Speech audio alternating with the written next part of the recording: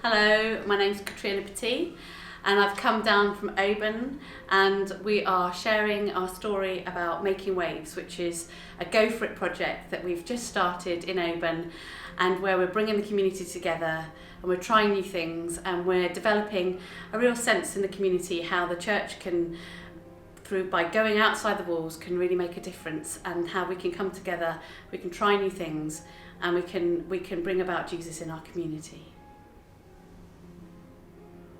So, I'm a new kid on the block, as we just received our first Go For It funding this summer, which is exciting. And in Oban, we are making waves, which means that we're bringing people together to become movers and shakers in the community. And we've partnered with the Church of Scotland to make this happen. So Hope Kitchen was established in 2009 by local churches as a response to need in our community. Since then, we've had to move premises twice because we've grown. We've incorporated Green Shoots Community Garden. We have a footfall of 10,000 a year.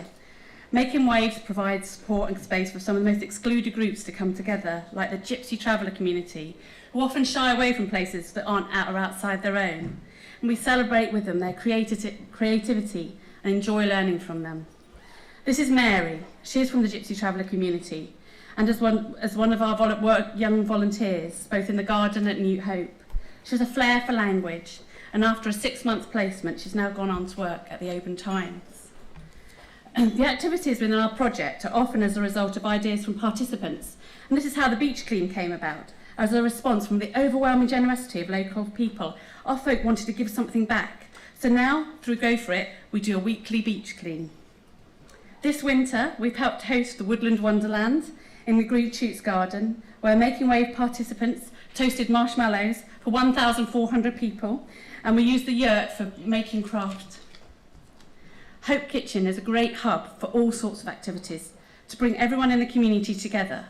One of our Making Waves participants, who has a diagnosis of bipolar, runs our regular, very successful earring workshops. I have a pair on today. In the summer, we hosted a local artist's first exhibition since she experienced some challenges because of the Windrush scandal. It was a real celebration for her of a new chapter. And if you haven't been to one of our weekly cat cafes, you haven't lived. Young people often find it hard to find a space to come together.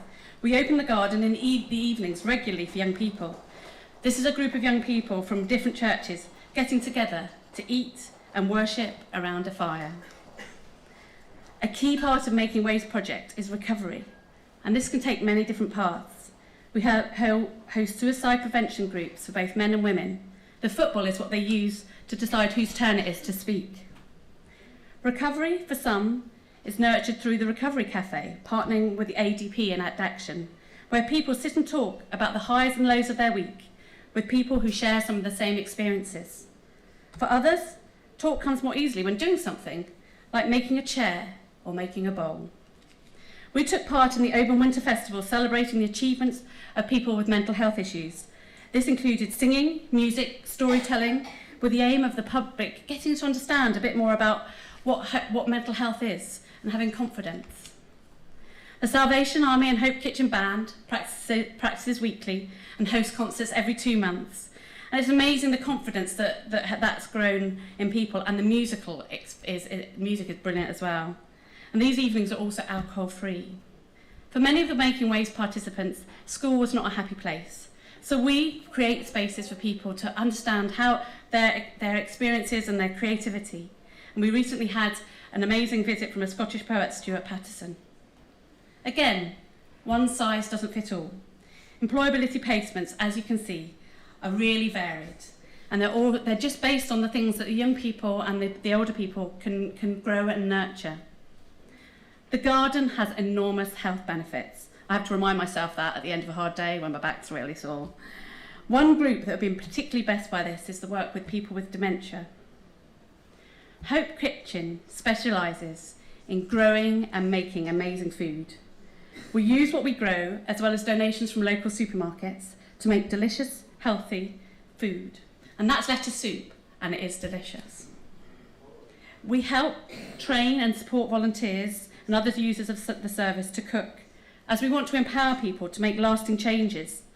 Last year, we made 6,240 lunches and 3,300 dinners.